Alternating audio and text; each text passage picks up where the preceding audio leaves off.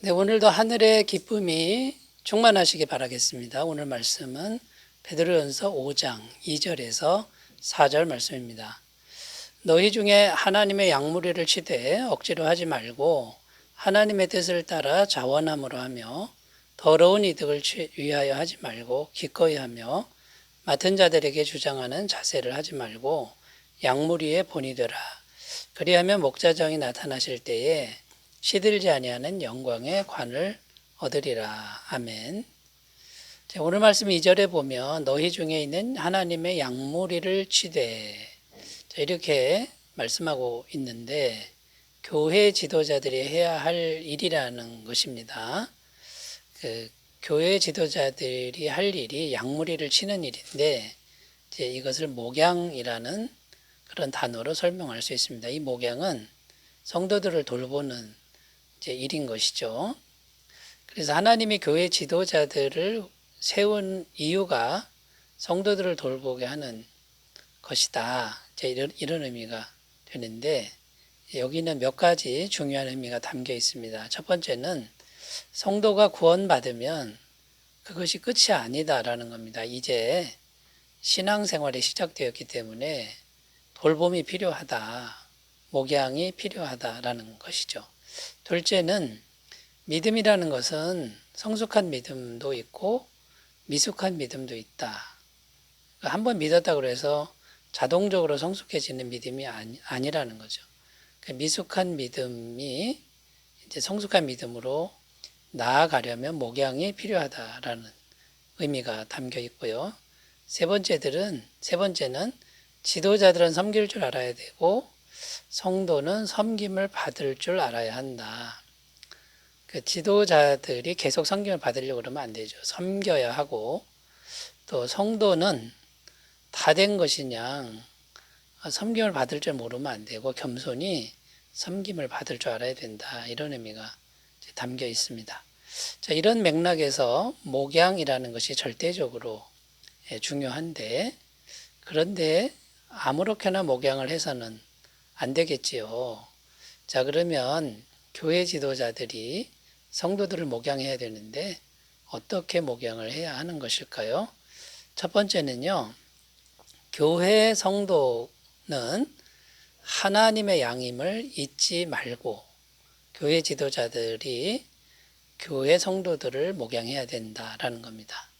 2절에 보면 이렇게 기록합니다. 너희 중에 있는 하나님의 양무리를 치되 여기 보면 양무리가 하나님의 양무리다 이렇게 표현합니다. 이 말은 무슨 말이냐면 성도들은 하나님의 소유지 사람의 소유가 아니다. 교회 지도자들의 소유가 아니다. 하나님의 소유다. 이런 의미가 담겨 있습니다.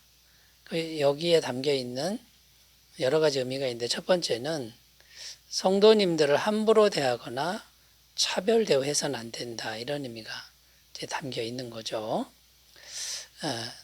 어떤 영혼도 세상적인 기준으로 봤을 때 약하고 보잘것없는 그런 영혼도 하나님이 사랑하시는 영혼으로 봐야 된다.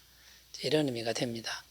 야고보서 2장 3절 4절 너희가 아름다운 옷을 입은 자를 눈여겨보고 말하되 여기 좋은 자리에 앉으소서 하고 또 가난한 자에게 말하되 너는 거기 서 있든지 내 발등상 아래에 앉으라 하면 너희끼리 서로 차별하며 악한 생각으로 판단하는 자가 되는 것이 아니냐. 그러니까 함부로 대하는 일이 있어서는 안 되고 차별 대우해서는 안 된다. 왜냐하면 어떤 성도도 다 하나님이 사랑하시고 귀히 여기시는 그런 성도이기 때문이다라는 거죠.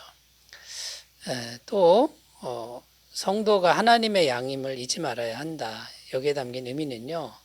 성도를 향한 하나님의 심정을 항상 생각하라는 겁니다.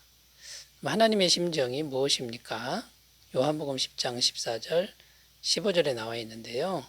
나는 선한 목자라 나는 내 양을 알고 양도 나를 아는 것이 아버지께서 나를 아시고 내가 아버지를 아는 것 같으니 나는 양을 위하여 목숨을 버리노라.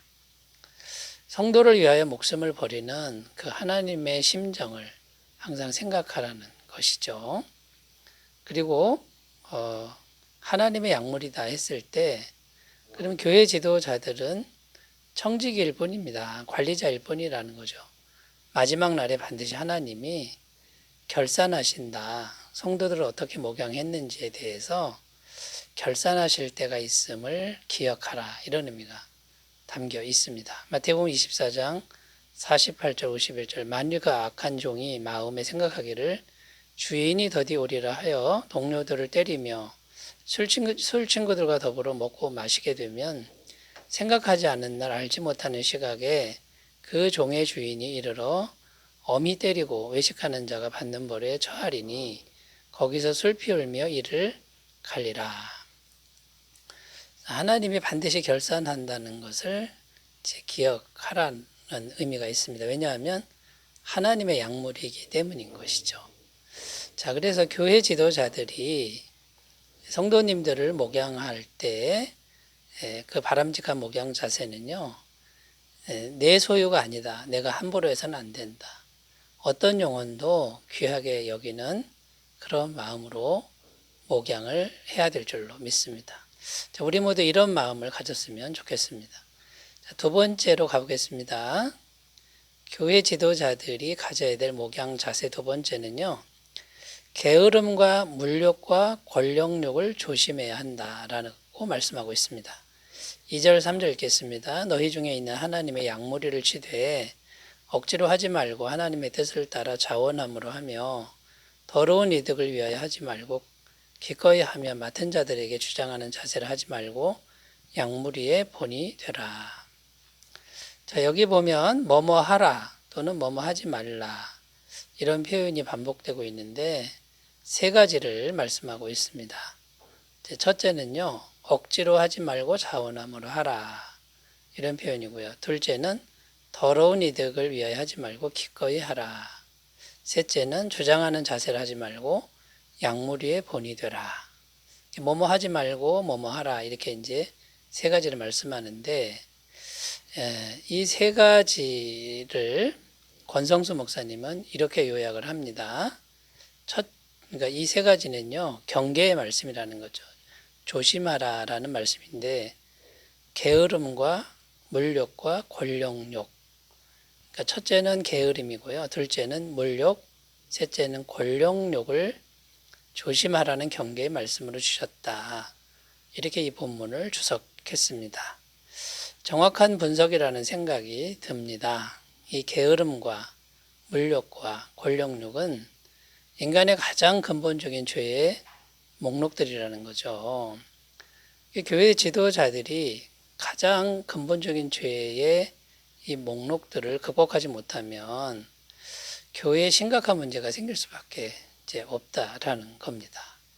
그래서 교회 지도자들이 가져야 될 목양 자세 중에 게으름과 물욕과 권력욕을 잘 극복하는 이제 그런 목양 자세가 필요한데 이제 구체적으로 어떻게 하면 될까요? 첫 번째, 게으름을 극복하기 위해서는 주님께서 하늘 영광 버리고 이 땅에 찾아오신 그 은혜를 항상 기억해야 한다라는 겁니다.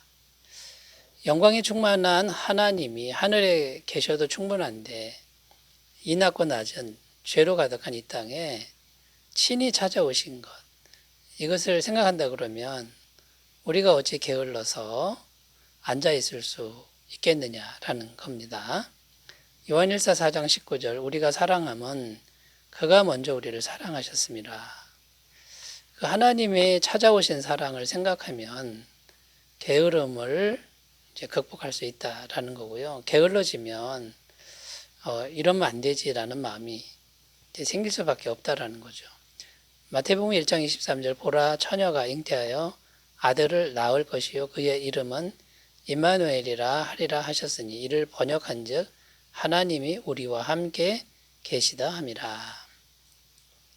하늘 영광 버리고 이 땅에 오신 우리 주님의 그 크신 사랑을 항상 묵상하면서 부지런히 성도들을 섬기는 귀한 삶이 되셨으면 좋겠습니다.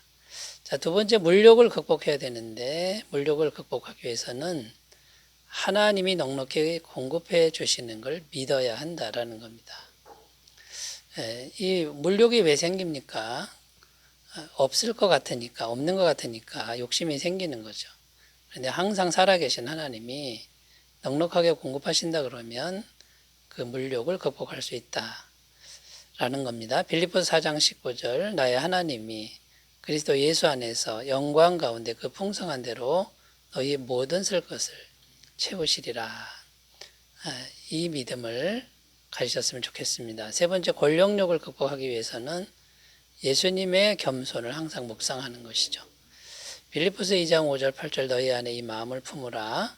곧 그리스도 예수의 마음이니 그는 근본 하나님의 본체시나 하나님과 동등됨을 취할 것으로 여기지 아니하시고 오히려 자기를 비워 종의 형체를 가지사 사람들과 같이 되셨고 사람의 모양으로 나타나사 자기를 낮추시고 죽기까지 복종하셨으니 곧 십자가에 죽으심이라. 가장 높으신 하나님이 가장 낮은 자리까지 내려오신 이 예수님의 겸손을 묵상하면 권력욕을 극복할 수 있다. 날마다 이 마음으로 승리하시기를 바라겠습니다. 자, 세 번째로 가보겠습니다. 교회 지도자들이 가져야 될 목양 자세. 세 번째는요, 대단한 결과보다 마음의 순수한 동기를 잘 유지해야 한다라는 겁니다. 4절 읽겠습니다. 그리하면 목자장이 나타나실 때에 시들지 아니하는 영광의 관을 얻으리라. 자, 이 말씀의 의미는 교회 지도자들이 목양을 잘하면 반드시 하나님이 주시는 영원한 상이 있음을 말씀하고 있습니다. 자, 그런데 질문이 생기죠. 어떻게 하는 것이 목양을 잘하는 것일까요? 눈에 보이는 대단한 결과가 나와야 하는 것일까요? 그게 아니고요. 성경에서는 항상 눈에 보이는 대단한 결과가 아니라 내면의 충성심이라는 겁니다. 충성되기만 하면 눈에 보이는 결과가 작아도 똑같은 칭찬을 주신다라는 거죠. 마태복음 25장 21절 그 주인이 이르되 잘하였도다 착하고 충성된 종아 내가 적은 일에 충성하였음에 내가 많은 것을 내게 맡기리니 내 주인의 즐거움에 참여할지어다 하고 주님의 칭찬의 기준은 충성입니다. 눈에 보이는 대단한 결과가 아니라는 거죠. 자, 그러니까 여러분 충성이라고 하는 것은 눈에 보이지 않습니다. 그러니까 마음의 순수한 동기가 중요한데 이것을 매일 점검해야 되겠죠. 그러니까 매일 우리가 성실하게 자기 마음을 점검하고 하나님 앞에 매일 기도하는 삶. 그래서 마음을 항상 주님께 순종하는 그 마음을 갖추는 게 중요하다라는 거고요. 이 마음의 동기에 집중하게 되면 세상적인 결과물에 대해서 자유하게 된다라는 거죠. 집착을 버리게 된다라는 것이죠.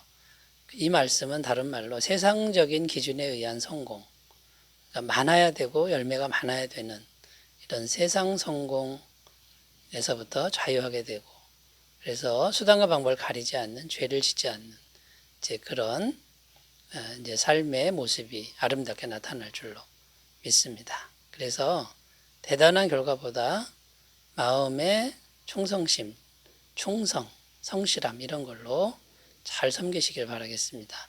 기도합니다. 하나님 아버지, 교회 지도자들이 가져야 될 목양 자세이지만 하나님 앞에 우리도 이런 마음을 가질 수 있도록 도와주옵소서. 예수님의 이름으로 기도드립니다. 아멘. 은혜가 충만하시기 바라겠습니다. 감사합니다.